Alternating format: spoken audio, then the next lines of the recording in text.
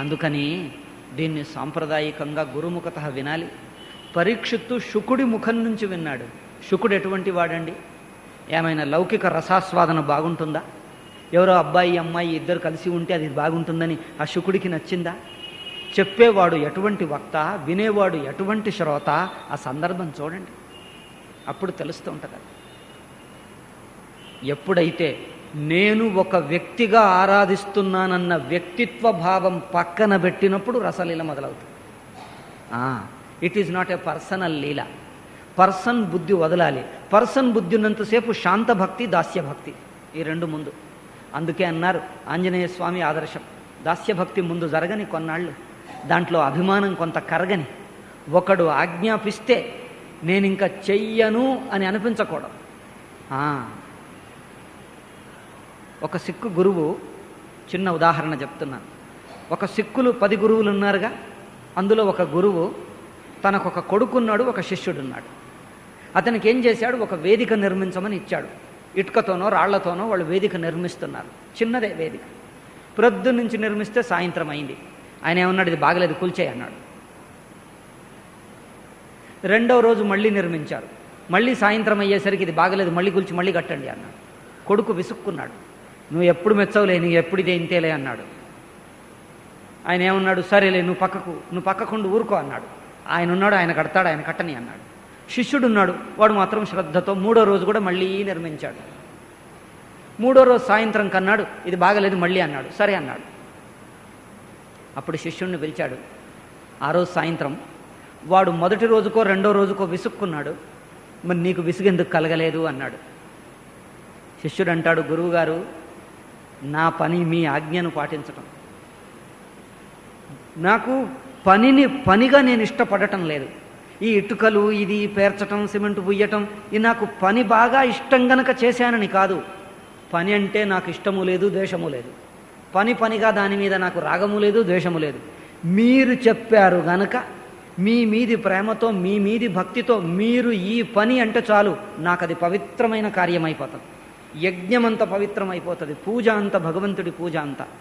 ఎంతో ఒక ప్రేమికుడు ఒక ప్రియుడికి, ప్రియురాలికి తన కోసం ఇచ్చుకునే ఒక వస్తువు కానుక ఇస్తే ఎంత ఆనందం. ఇస్తున్నవాడు ఎంత పొంగిపోతాడు, తీసుకునేవాడు ఎంత పొంగిపోతాడు. చూడండి, వాళ్ళ కోసం ఒక కానుకని మీరు దాచిపెట్టారు. ఏదన్నా వస్తువు మీకు మార్కెట్లోనో ఎక్కడో అరణ్యంలోనో పండో పువ్వో ఏదో కనిపిస్తే, అమ్మో నీకు ప్రియుడో ప్రియురాలు వెంటనే జ్ఞాపకం వస్తారు. అమ్మో ఈ వస్తువు చూడగానే వాళ్లకు ఇవ్వతగింది అనిపిస్తుంది. ఆ వస్తువును మీరు దాచుకొని వాళ్ళ కోసం ఎదురుచూసి కనిపించి ఇస్తూ ఉంటే, అసలు ఇస్తున్న చేతులు నేను అక్కడ ఉన్నానా? ఆ ఇస్తున్న వస్తువులో కలిసిపోయాం, ఇంకా తన్ను తాను మైమర్చిపోయి.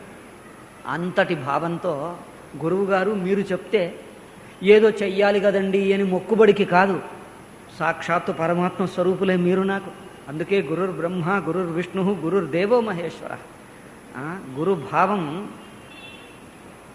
గురువు దగ్గరికి ఎందుకు సేవ చేయటం అంటే విద్య చెప్తాడు. లౌకికులు ఏమనుకుంటారు, గురు భక్తిని విద్యలో అంతర్భాగంగా భావించటం లేదు ఆధునికులు. గురు భక్తి విద్యలో అంతర్భాగం. అసలు విద్య కంటే ముఖ్యం గురుభక్తి. విద్య ఏముందయ్యా, చెప్పితే వచ్చేస్తుంది. ముఖ్యంగా ఆధ్యాత్మిక విద్య. ఇంకా లౌకిక విద్యల్లోనైతే తప్పకుండా అవసరమే, లౌకిక విద్యల్లో కొంత అవసరమే, ఆధ్యాత్మికంలోనైతే అనివార్యం. అది లేకపోతే విద్య లేదు. అసలు గురుభక్తి లేకపోతే విద్య లేదు. విద్య అంత చెత్త, అది పరమ హానికరం కూడా. ఎందుకంటే గురు భక్తే ముఖ్యమైన విద్య. అందుకని అక్కడ ఇప్పుడు నేడు రేపటి విద్యల్లో గురు భక్తి ఎందుకంటే ఆయన చెప్పరేమో, ఆయన్ని ఏదో మెప్పించి నాకు కావలసింది చెప్పించుకోవటానికి గురుభక్తి అన్నట్టున్నది. అట్లాగే చూపిస్తున్నారు. ఆయన చెప్పడు. ఎందుకంటే ప్రతి వ్యక్తికి ఏదో కొన్ని ఆశలు ఉంటాయి. కొందరికి డబ్బంటే ఇష్టం, కొందరికి పేర్ల ప్రతిష్టలు ఇష్టం. అందుకోసం కొందరికి సేవకులు కావాలి. అందుకోసం ఏం చేస్తాడు, నేను పోయి సేవ చేస్తా నాకు చెప్తాడు. కొందరు ఏమంటారు, నాకేదో ఆయనకు పేర్లు ప్రతిష్టలు ఇష్టం, నేను ఆయన దగ్గర నేర్చుకొని సమాజంలో పెద్దవాడిని అయితే అమ్మో నా శిష్యుడి ద్వారా నాకు పేరు వస్తుంది అని. ఇట్లాంటివి చూసుకొని ఆయనకి ఏది అవసరమో చూసి ఆ అవసరం ఇచ్చి తన ద్వారా ఆయన విద్య నేర్చేసుకోవటం అయిపోయింది. ఇక్కడ గురుభక్తి అనేది ఒక సాధనమైంది. ఇంకేదో వస్తువు సాధించుకోవటానికి భక్తి నటన అయింది. కానీ భక్తి కోసం భక్తి కాలే. భక్తిలోనే ఒక హృదయపు పరిపక్వత, ఆ నిర్మలత అది కలగటం లేదు. ఉద్యోగంలో ఒక వ్యక్తిని చేరుస్తే ఏమవుతుంది, మొదటిసారి ఉద్యోగం తీసుకుంటే అతను అన్నాడు, 6 నెలలు పనిచేయి చూద్దాం, తర్వాత నీ ఉద్యోగం శాశ్వతం చేస్తాను, పర్మనెంట్ చేస్తానన్నాడు. ఇక ఇతను వెళ్ళి అడిగి పని చేస్తాడు. ఆ పని చెయ్యనా, ఈ పని చెయ్యనా, సాయంత్రం 5 గంటలకు ఆఫీసు మూసేస్తే రాత్రి 9 దాకా అక్కడే కూర్చొని చేస్తాడు. ఇంట్లో వాళ్ళు అడిగితే నాది పర్మనెంట్ కాలే, ఏమనకో, 6 నెలలు నాకే పని చెప్పకు. ఆదివారం కూడా అడగకున్నా కూడా రేపు రానా సార్ అని పోయి వచ్చి మళ్ళీ చేస్తాడు. ఎందుకు? చెప్పిన పనిని అతి జాగ్రత్తగా కొంచెం చెయ్యమంటే ఇంకో 2 అడుగులు ఎక్కువే చేస్తాడు. నేను ఆంజనేయ స్వామిని నిరూపించుకుంటాడు. 6 నెలలు అయిపోయింది, మీది పర్మనెంట్ అన్నాడు. రేపటి రోజు మరుసటి రోజు 9 గంటలకు ఆఫీస్ తెరిస్తే 10:30కు వస్తాడు. ఎందుకు? అయిపోయిందిగా, ఇంకేముంది? బాస్ అంటే గౌరవమా? ఇప్పుడు చెప్పండి మరి, ఇన్నాళ్ళ దాకా గౌరవం ఏమైంది? గౌరవం has become a utilitarian value, a value that is useful for certain purpose. నేడు రేపు పాశ్చాత్య సంస్కృతి నుంచి అట్లాగే వచ్చాయి. ఏమిటి? All values are utilitarian values. ఒక పర్పస్ కోసం, ఒక ప్రయోజనం కోసం ఆ గుణాలు వాడుకో. ఆ గుణాలు నీ హృదయం, నీ జీవితం కాదు. వేళకు రా అంటే ఆయన రమ్మన్నాడు కదా అని పోవటమే కానీ వేళకు ఏ పనైనా చెయ్యటం అనేది నా వ్యక్తిగత అలవాటైందా? ఒకరి పట్ల నమస్కారం చెయ్యు అంటే నమస్కారం అంటే ఒక గౌరవం, ఒక భక్తి. భక్తి అనేది నా హృదయపు గుణమైందా? లేకపోతే ఇక్కడ అవసరం గనక నమస్కారం చూపించడమే అవుతుందా? చూడండి, సత్యం పలకాలి అంటే ఈ పని కోసం పలకటమా, లేక సత్యం అనేది నా జీవితమే అయిందా? మన శాస్త్రంలో, మన సంప్రదాయంలో, మన సంస్కృతిలో అనాది కాలం నుంచి ఈ గుణాలన్నీ నీ వ్యక్తిగత జీవితంలో ఉండాలి. అక్కడ సమయం, సందర్భం అవసరం ఉన్నా లేకున్నా నీకు ఈ సద్గుణాలు నీ జీవితం కావాలి అన్నారు. ఇప్పుడేమైంది? పాశ్చాత్య సంస్కృతి నుంచి నేర్చుకున్నాం. ఆ ఉద్యోగం కోసం, ఆ పని కోసం చూపించక్కడ గుణాలు. బాగా అభ్యాసం చేయి, నటన చేసినట్టుగా బాగా అభ్యాసం చేయి.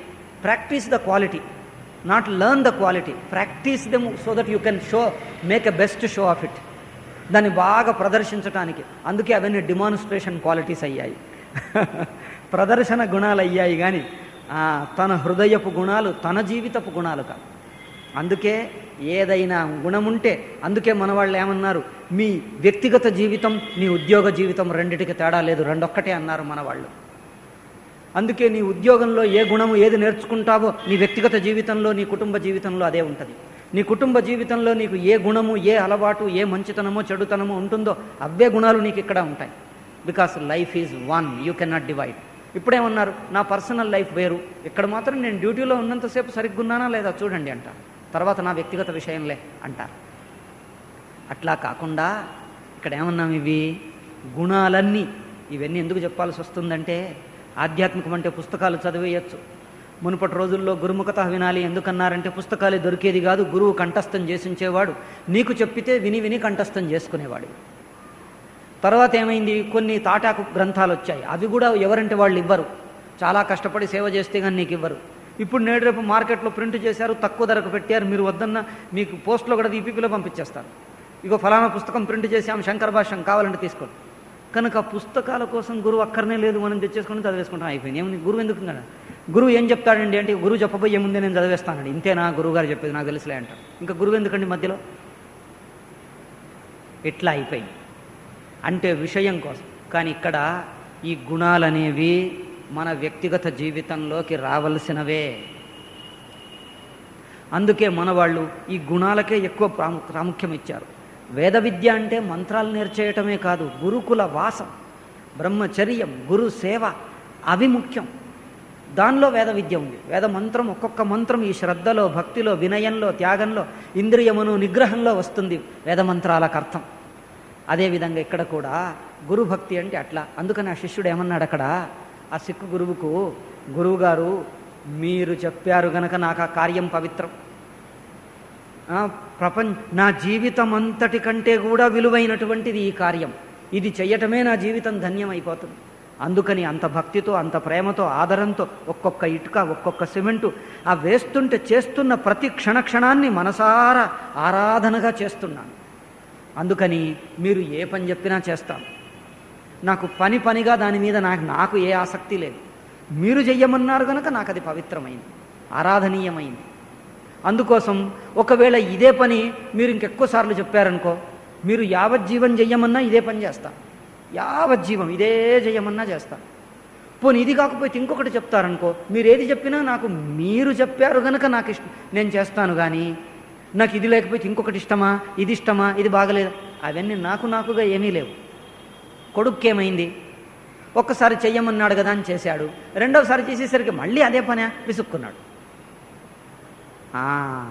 అందుకే పని మీద విసుగు, పని మీద ఇష్టం కాదకడా. గురువు ఆజ్ఞ గనక, దాని మీద భక్తి గనక దాన్ని పవిత్రంగా ఆరాధన భావంతో చేశాడు. ఇట్లా దాస్యభావం ముందు రావాలి. దాస్యభావంలో ఏమవుతుంది, ఏ పనులు, ఏ సంఘటనలు, ఏ వస్తువులు కూడా మనకు చులకన కావద్దు. మనం లౌకికంగా మనకిష్టం గనక చేస్తున్నాం. నేడురేపు ఇట్లాగే చూస్తున్నాం, చెప్పేటప్పుడట వాడి ఇష్టమేదో చూసుకొని చెప్పాలట, ఆయనకి ఇష్టమైన పనులే ఇవ్వాలట. నీకేది ఇష్టం చెప్పు, ఇగో ఇష్టమైందే చెయ్యాలట. నువ్వు ఇష్టమైంది చేస్తే అక్కడ నువ్వు నేర్చుకునేది ఏముందండి? నీకేది ఇష్టమో అదే చేసేయండి అంటారు.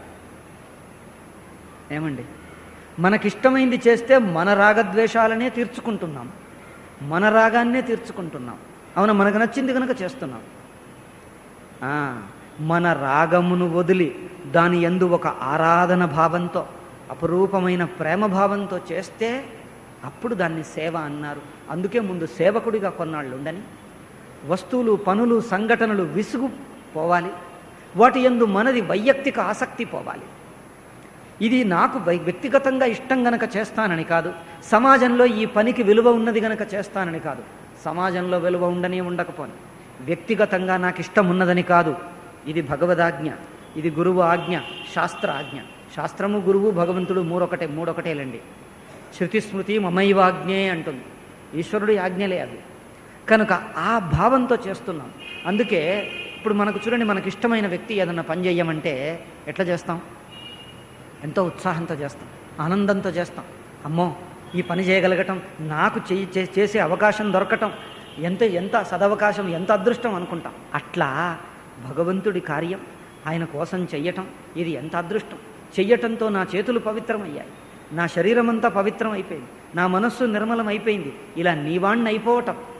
ఇక్కడ పనిగా నాకు ముఖ్యం కాదు, ఈ పని మీ పనిగా నేను చేస్తూ ఉండటం వల్ల నేను మీ వాణ్ణి అయిపోతున్నాను. అంతేకాకుండా మీరు ఆజ్ఞాపిస్తుంటే ఈ పని నాకు ఇష్టమా లేదా, నేను చేయగలుగుతానా లేదా, ఇది చూసి కాదు గురువు. ఆయన ఇచ్చాడు ఆజ్ఞ, ఇంకంతే. ఆయన పని కోసం నేను అంకితం అవటం, ఆయన కోసం నేను చెయ్యటంలో నా మీద కూడా నాకు హక్కు లేదు. నా మీద నాకంటే ఎక్కువ మా గురువు గారికి, నా ప్రభువుకు, నా స్వామికి హక్కు ఎక్కువ. ఈశ్వరుడికి నా మీద నాకంటే ఎక్కువ ఆయనకు హక్కు.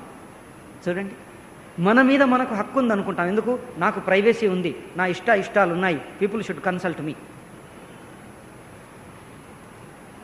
ఇలా అనుకుంటామా? ఇదంతా పాశ్చాత్య సంస్కృతి.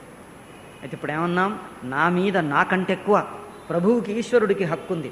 అందుకోసం ఈ శరీరాన్ని ఎట్లా వాడుకుంటాడో, ఏ ఆజ్ఞాపిస్తాడో, ఏ పని చెయ్యమంటాడో, ఏ సామాజిక సందర్భంలో ఉంచుతాడో మరి ఆయనకు తెలుసు. ఆయన ఎందులో ఉంచినా ఆయనకు అలా ఉంచటం ఇష్టమా? నాకు ఇష్టమే. నన్ను ఈ పరిస్థితుల్లో ఉంచి ఈ పనులు చేయించటం ఆయనకి ఇష్టమా? అయితే నాకు ఇష్టమే. ఎందుకు? ఆయన ఇష్టమే నా ఇష్టం, నాకు సొంత ఇష్టం అంటూ లేదు. జాహివిది రఖే రామ్ తాహివిది రహియే అన్నారు. ఒక హిందీలో ఒక గీతం, భక్తి గీతం పాడతారు చూడండి. ఏమిటి? చిన్నది భజన. సీతారాం సీతారాం సీతారాం కహియే, సీతారాం సీతారాం అనండి. జాహివిది రఖే రామ్ తాహివిది రహియే. ఏ విధంగా రాముడు నిన్ను ఉంచుతాడో, ఏ పరిస్థితుల్లో, ఏ ఆర్థిక, ఏ సామాజిక పరిస్థితుల్లో ఉంచుతాడో ఆ పరిస్థితి ఆయననే తన చేతులారా ప్రేమతో నన్ను ఇట్లా చేశాడు. ఈ పరిస్థితుల్లో ఆయనే తీసుకొచ్చి ఇక్కడ ఉంచాడు. ఈ పరిస్థితుల్లో ఈ కుటుంబం, ఈ సమాజం, ఈ వాతావరణం, ఈ ఉద్యోగం, ఇందులో ఈ మనుషుల మధ్య ఆయన ఉంచాడు. ఆయన ఉంచినప్పుడు నాకెందుకు అభ్యంతరం? ఆయన ఉంచితే ఆయన సంకల్పం, ఆయన భావం అయితే ఆయన భావంలో నా భావం కలిసిపోవాలి. ఇంకా నాకు సొంత భావం అంటూ లేదు, నా సొంత అభిరుచి, నా సొంత ఆసక్తి, నా రాగద్వేషం అంటూ ప్రత్యేకమేం లేదు. ఆయనకి ఏది ఇష్టమో నాకు అదే ఇష్టం. అంటే నా ఇష్టాలంటూ ప్రత్యేకంగా లేకుండా ఈశ్వరుడి ఇష్టాల్లో కలిసిపోయి ఆయన ఇష్టాన్నే నా ఇష్టంగా ఆనందిస్తే ఏమైంది? ఇక్కడ నా ఇష్టం తొలగింది. నా ఇష్టం తొలగటంతో ఆ నా నేను అనేది కరిగింది. ఆ నేను కరగటమే భక్తి. చూడండి, అన్ని భక్తులకు మూలం అహము. చూడండి, సుఖాలనేవి 2-3 రకాలు.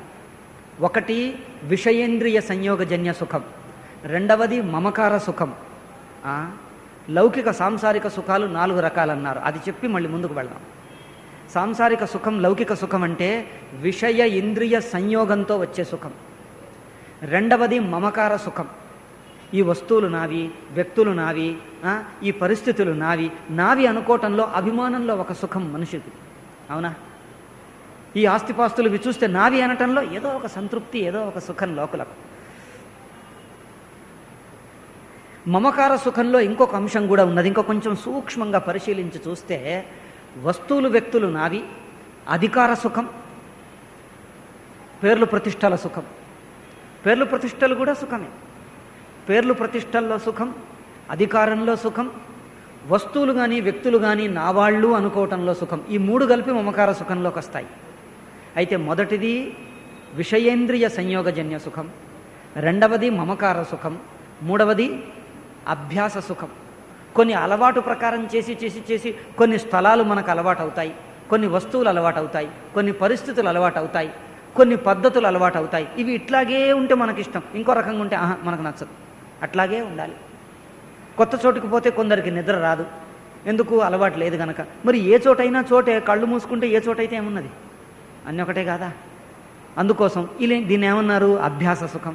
నాలుగోది ఏమిటి? మనోరాజ్యం అన్నారు, పగటి కలలు. మనోరాజ్యం కూడా సంసారిక సుఖమే, లౌకిక సుఖంలోకి భాగం, అంతర్భాగం. మరి ఇక్కడ భక్తి అంటే లౌకిక సుఖ ఆస్వాదన ఎవరికి జరుగుతుంది? చూడండి, ఈ 4 రకాల సుఖాలు ఎవరికి జరుగుతుంది? నేను ఈ సుఖాన్ని పొందుతున్నాను, అహం సుఖీ అనే ఒక భోక్తృత్వ భావం ఉన్నది, అహం భోక్త అనే భావం. విషయేంద్రియ సంయోగ సుఖంలో ఒక సుఖం ఉన్నది, మమకారంలో నాకు సుఖం కలుగుతున్నది. ఆ నేను అనే అహమభిమానం ఉన్నదే అది సుఖాన్ని పొందుతున్నది. అది భోక్త అన్నాము, కర్తభోక్త. అది ఇంద్రియాల ద్వారా, మనస్సు ద్వారా జరుగుతుంది. అయితే ఒక వస్తువు నుంచి, ఒక సందర్భం నుంచి, ఒక పరిస్థితి నుంచి సుఖం వస్తే ఇంకో పరిస్థితి మారేసరికి సుఖం జారిపోయినట్టు అనిపిస్తుంది. అందుకోసం ఏమంటాడు? మళ్ళీ అవే పరిస్థితులు కావాలి, మళ్ళీ అదే వ్యక్తి కావాలి, అదే వస్తువు కావాలి, అదే సందర్భం కావాలి, మళ్ళీ దాంతో సంయోగం కావాలి. ఏమిటి? మనస్సు కూడా ఒక మొగ్గు, ఒక సంస్కారం పడుతుంది. ఆ సుఖం వస్తే అమ్మయ్య నేను సుఖంగా ఉన్నాను. దీన్నే భోగాసక్తి లేక ఆసక్తి అన్నాం. భోగాసక్తిని మనం శుద్ధం చేసి ప్రేమగా మార్చాలి, భోగాసక్తిని ప్రేమగా మార్చాలి, ప్రేమను భక్తిగా మార్చాలి. అప్పుడు కదా ఇదంతా వస్తుంది. మరి భక్త్యా భాగవతం గ్రాహ్యం అన్నారు. భాగవతం ఎందుకు వింటాం? కథలు సరదాగా ఉన్నాయని కాదు. అక్కడ కథలు మనలోని భోగాసక్తిని కరిగించి, భోగాసక్తిలో విషయేంద్రియ సంయోగజన్య సుఖం, మమకార సుఖం, ఈ 2 సుఖాలు కరిగించి తత్స్థానంలో ప్రేమ చిగుర్చాలి. ప్రేమ కూడా ఇంకా పరిపక్వమై అది ఆరాధన రూపం కావాలి. ప్రేమ ఆరాధన అయితే భక్తి. అవునా? ప్రేమ ఆరాధనగా మారితే అది భక్తి అవుతుంది. ఇది మార్చటానికి ఇక్కడ అయితే ఏమండి? సెంటిమెంటు మారుస్తే, మనస్సు మారుస్తే భక్తి అవుతుందా? చూడండి, మనస్సు అనేది ఒక భావము, ఒక అనుభూతినిస్తుంది. ఈ అనుభవాన్ని నేను పొందుతున్నాననే ఒక అహం అభిమానం, భోక్తృత్వం ఉన్నది. భోక్తృత్వం కరిగితే కదా ప్రేమ చిగురుస్తుంది. అది కరిగితే, అయితే ఇక్కడ అహం కరిగినప్పుడు ఉండే సుఖం వేరు, అహం పొందుతున్న సుఖం వేరు. రెండిట్లో తేడా ఉంది చూడండి. లౌకిక సుఖాలన్నీ అహమే పొందుతుంది, అహం సుఖంగా ఉంటుంది, అహం సుఖీ అనే భావం. లౌకిక సుఖమేమో అహంకారమే, అహమే సుఖం పొందుతుంది. భక్తి అంటే ఏంటిది? అహము కరిగిపోగా కలుగుతున్న మిగిలిన స్వాభావికమున్నదే అది ఆత్మానందము యొక్క అభివ్యక్తి. శుద్ధ మనస్సులో అభిమానం కరిగినప్పుడు, సమర్పించినప్పుడు అందులో కరిగేనుందే అది శుద్ధమవుతుంది. ఇది మారితే కదా భక్తి. మరి ఇది మారకపోతే అహం అట్లాగే ఉంటుంది.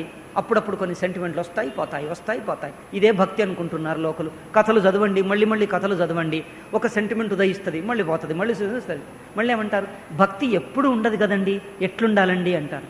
అసలు ఉన్నది భక్తి అని ఎవడు చెప్పాడు మీకు? ఇంతసేపు ఉన్నది భక్తి అని ఎవడు చెప్పాడు?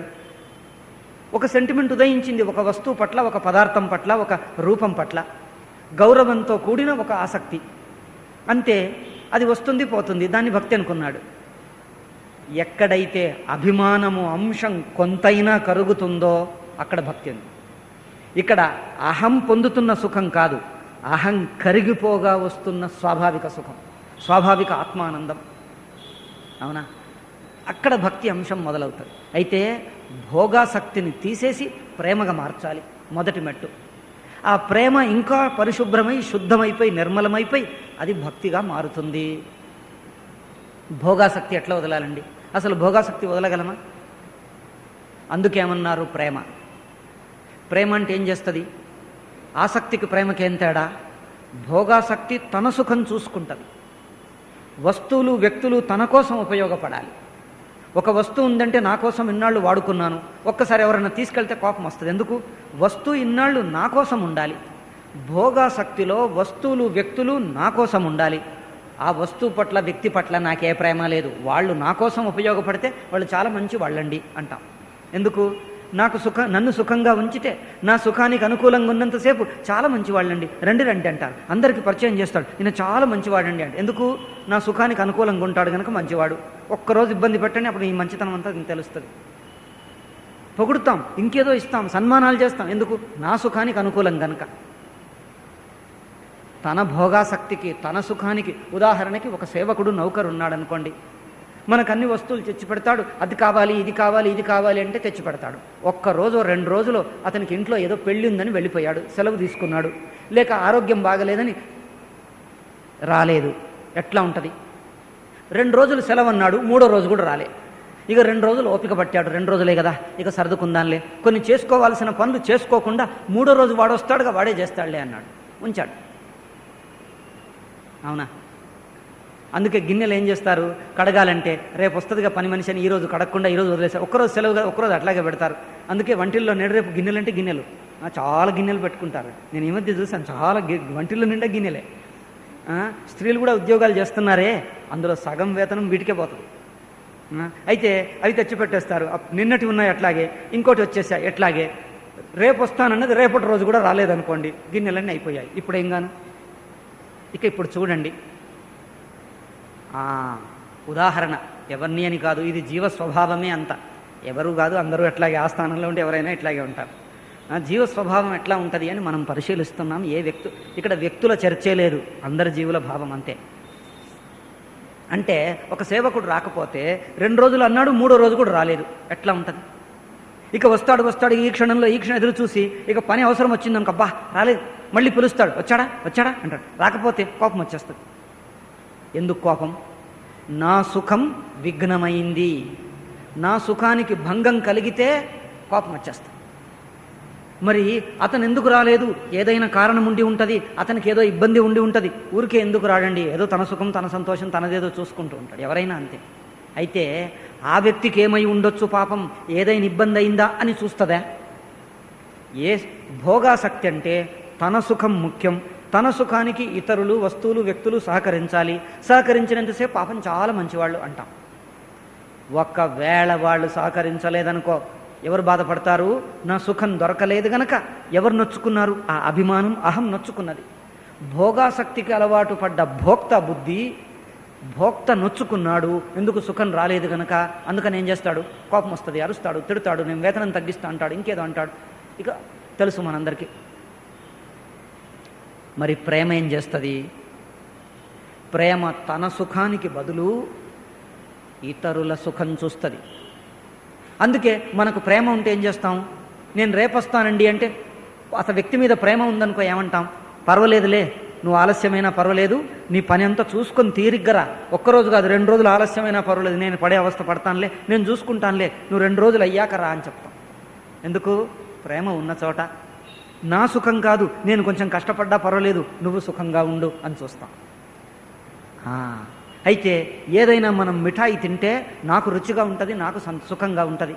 దీనికి బదులు ఇంకొకరికిచ్చి, ఆకలి ఉన్నవాడో లేక ఏదో కారణంగా వారికిచ్చి వారు తిని సుఖంగా ఉంటే దాన్ని చూసి మనం ఆనందిస్తే దీన్ని ఏమన్నారు? ఇది ఇంద్రియ సుఖం కాదు. ఎందుకు? ఇంద్రియ స్థాయిలో నా నోటికి తగలటం లేదుగా. నా నోటికంటే నా ఇంద్రియాలకు విషయ సంస్పర్శ వల్ల ఏ సుఖం కలుగుతుందో, ఈ సుఖం నేను ఆస్వాదిస్తే నాది భోగాసక్తి అయింది. దీనికి బదులు నేను నా సుఖంలో రుచి అనిపించక ఇతరులకిచ్చి వారు సుఖంగా ఉంటే చూసి ఆనందిస్తే ఇది ఇంద్రియ స్థాయి సుఖం కాదు, మనస్సులోని సుఖం. కానీ ఈ సుఖంలో లౌకికులు ఏం చేస్తారంటే కొంచెం అక్కడ ఇబ్బంది, మళ్ళీ తన సుఖం వదులుకుంటారు, ఇతరుల సుఖం చూస్తారు. కానీ ఎవరికి చూస్తారు ఇతరులు అంటే ఆ ఇతరులు కూడా నా వాళ్ళైతేనే చూస్తారు. అంటే అక్కడ 2 రకాల సుఖం చెప్పాను కదా, 4 రకాల్లో. ఒకటి విషయేంద్రియ సంయోగజన్య సుఖం, రెండవది మమకార సుఖం. అయితే మమకార సుఖం కోసం తన సుఖభోగం వదిలేస్తాడు. తన సుఖభోగాన్ని త్యాగం చేసి ఎవరికిస్తాడు? మళ్ళీ నా వాళ్ళకే ఇస్తాడు. నా వాళ్ళు నేరుగా నా వాళ్ళు కానీ లేక ఏదో రకంగా తనకు చెందిన వాళ్ళు. అందులో ఏమవుతుంది? తన నేరుగా సుఖభోగం త్యాగం చేసినా నా వాళ్ళు అని ఇచ్చి వాళ్ళు అనుభవిస్తే చూసి అమ్మయ్య సంతోషపడు. ఇందులో నీ సంతోషం ఏమిటి? మమకార సుఖం ఆనందిస్తున్నాడు అక్కడ. అంటే నీకు మమ అనే సంబంధం లేకుండా ఎవరో ప్రాణి, ఎవరో సామాన్య ప్రాణి, నీకు రక్త సంబంధం కానీ నీకు ఇంకేదైనా చుట్టరికం కానీ ఇంకేదో పరిచయం కానీ ఏదో నీకు ఉపకారం చేశాడని కానీ ఏ సంబంధం లేదు. ప్రాణిమాత్రుడు, ఎవరో తెలియదు, ఎక్కడివాడో మంచివాడో చెడ్డవాడో ఎట్లాంటివాడో తెలియదు. ప్రాణిగా ఎవరి ఆకలైనా ఆకలే, ఎవరి బాధ అయినా బాధే. అట్లా చూసినప్పుడు ఆ భావంతో వాళ్ళకిచ్చి వాళ్ళు సుఖం ఉంటే సరే, ఈ భూమండలం మీద ఏదో ఒక ప్రాణికి సుఖం కలిగింది చాలు, ఏ ప్రాణైనా భగవంతుడి వాడే అని ఈ భావంతో చూస్తే ఈ భావంలో అనిపిస్తుంది ఎవరికో ఇచ్చేస్తే మనకేమండి. ఏదన్నా వస్తువు మనకి ఇది అవసరం లేదు అంటే వీళ్ళేమంటారు, అదిగో ఫలానా వాడికి ఇవ్వండి, ఇక్కడికి వస్తుంటాడండి, అగో ఆయనకి ఇవ్వండి అంటాడు.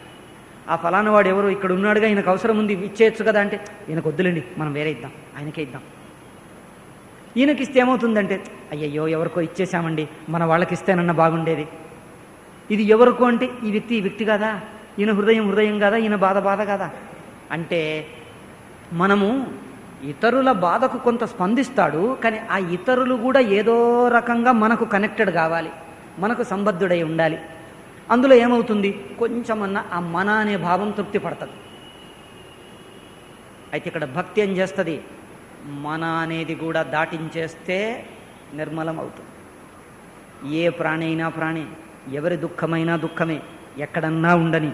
ఈ లోకం కాదు, 3 లోకాల్లో నరకంలో ఉన్న ఏ ప్రాణులు ఏ జీవులు అనుభవిస్తున్నారో పాపం ఎవడనుభవించినా దుఃఖమే.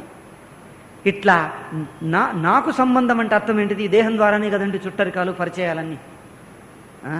కనుక దీనికి సంబంధం లేకుండా ఏ ప్రాణి అయినా అన్నప్పుడు సంబంధం లేని ప్రాణి అంటే అప్పుడు నువ్వెవరవుతావు చెప్పు? నిన్ను ఒకానొక వ్యక్తిగా చూసుకోవటంలే, నీ వ్యక్తిత్వమును వదిలి సకల ప్రాణుల హృదయంతో సమైక్యమవుతున్నావు. సకల ప్రాణుల హృదయంతో సంబంధం లేని ప్రాణి. సంబంధం అంటే దేహం ద్వారా చుట్టరికం. సంబంధం లేని అంటే దేహ సంబంధం లేని. దేహ సంబంధం లేనన్నప్పుడు మనస్సు ఇంకా శుద్ధము, ఇంకా విశాలమవుతుంది. ఏ ప్రాణి హృదయంకైనా స్పందిస్తూ ఉన్నది. నా హృదయం కోమలమైంది, సంవేదనశీలం కావాలి. హృదయం సంవేదనశీలం. మనము సంవేదన ఉన్నది, కానీ సంవేదన దేనికి ఉంటుంది?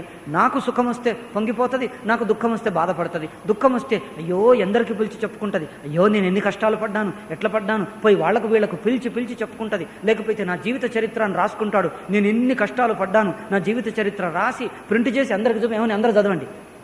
నా కష్టాలకే అందరూ స్పందించాలి, అందరి హృదయాలు కరగాలి. ఎందుకు నా కష్టాలు నాకు ఎందుకు? నా కష్టాలకే నేను కరుగుతాను, ఇతరుల కష్టాలకు కరగొద్దా? సంవేదన వద్దా? సెన్సిటివిటీ వద్దా?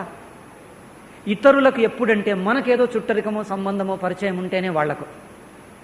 కానీ హృదయము స్పందించాలి. కానీ ఎవరికి ఏ సంబంధం లేని చోట అందరికీ ఏ ప్రాణి అయినా అప్పుడు అది ఆరాధన అవుతుంది, అది భక్తి అవుతుంది. ఇది క్రమంగా మనస్సు ఎదుగుతూ వికసిస్తూ ఉండాలి. అందుకే ముందు దాస్య భావంలో కొంత అభిమానం కరగని. అందుకే దాస్యం. మన విద్య అంటేనే ఏమన్నారు? విద్యా దదాతి వినయం అన్నారు. గురుకులంలో విద్యార్థిని పంపిస్తే, గురుకులం అంటే గురుకులం అనేది ఒక ఐడియా, ఒక ప్రిన్సిపల్. ఇంట్లో ఉన్న గురుకులం లాంటిదే. అందుకే పిల్లల్ని తల్లిదండ్రులు ఒకవేళ బడికి వెళ్ళలేదనుకో, తల్లిదండ్రులు గురువులు, మీ ఇల్లే గురుకులం. ఇల్లే గురుకులం. అందుకే తల్లిదండ్రులు కొన్ని ఆజ్ఞాపించి వాళ్ళ చేత పనులు చేయించాలి. ఎందుకు? సేవ. దానివల్ల మనిషిలో ఇంద్రియ నిగ్రహం, మనోనిగ్రహం, సేవ, విశాలత అలవడుతుంది. అప్పుడు గృహస్థాశ్రమానికి యోగ్యుడవుతాడు. నేడు రేపు ఏమన్నారు, college life is for enjoying అంటారు. ఏమండి కాలేజ్ లైఫ్ ఎందుకట? చెప్తుండేవారు ఇట్లా, అబ్బా ఇప్పటి నుంచి భగవద్గీతలు ఎందుకు, మా క్లాస్మేట్స్ ఇలా అంటుండేవారు, college life is meant for enjoying అంటారు. తర్వాత గృహస్థుడు అయ్యాక, పెద్దవాడి అయ్యాక బాధ్యతలు ఎక్కువ అవుతాయి, you can not enjoy this. ఇప్పుడే ఎంజాయింగ్, ఇప్పుడు ఎంజాయింగ్ అయితే అప్పుడేమో నరకం మిగులుతుంది. మరి వాళ్ళకి చూడండి ఎట్లా. మన సంస్కృతిలోనేమో విద్యార్థి దశలో కొంచెం అంతర్ముఖత నేర్చుకోవాలి, ఇంద్రియ నిగ్రహం, మనోనిగ్రహం, హృదయము. ప్రేమ అంటే నిజంగా ప్రేమించగలిగిన యోగ్యత దానికి రావాలి. కొంత నిస్వార్థం వస్తే ప్రేమ వస్తుంది, లేకపోతే నేడరేపటి ప్రేమ ఉంది చూడండి, ఒక్కొక్కళ్ళు పచ్చి గుండాలు. ప్రేమ అంటే గుండాలనే అర్థం, నాకైతే అట్లాగే కనిపిస్తున్నాయి. ప్రేమ అంటే గుండాలనే అర్థం, ఇంకేమీ లేదు. విలన్లే ప్రేమిస్తున్నారు నేడరేపు. మరి ప్రేమ అంటే సామాన్యం కాదు సుమా. దానికి ఎంత త్యాగం కావాలి, ఎంత నిస్వార్థం కావాలి, ఎంత నిరభిమానం కావాలి. భోగాసక్తి వదిలితే కదా ప్రేమ వస్తుంది. దానికి యోగ్యత కావాలి. అందుకే ముందు బ్రహ్మచర్యం పాటిస్తే, గురుకులంలో సేవ, నిస్వార్థము, ఇంద్రియ నిగ్రహం, మనోనిగ్రహం, అప్పుడు మనిషి ప్రేమకు యోగ్యత వస్తుంది. లేకపోతే ప్రేమకు యోగ్యత రాదు సుమా. అందుకని ఇప్పటి నుంచే భోగలాలస నేర్పేయాలట విద్యార్థి దశలో. ఇక తర్వాత వాడు భోగలాలసుడే మిగులుతాడు. అట్లా అయితే భోగాసక్తి వదిలి తచ్చోట ఒక నిరాడంబరమైన నిస్వార్థమైన ప్రేమ చూడాలి. అయితే ఇప్పుడు మనకు ఏమనిపిస్తున్నాయి, మన ఇంద్రియ సుఖాలు, శారీరక సుఖాలు వాటికి అలవాటు పడి ఎట్లా పడ్డామంటే, ఈ ఇంద్రియాలు శరీరం ద్వారా మనస్సుకు ఒక సుఖ ప్రత్యయం, సుఖానుభవం కలుగుతుంది. వీటికి ఎంత వ్యసనం ఏర్పడిపోయిందంటే ఇవి లేకపోతే ఉండలేము అనే స్థితి వచ్చింది. మరి ఏమిటయ్యా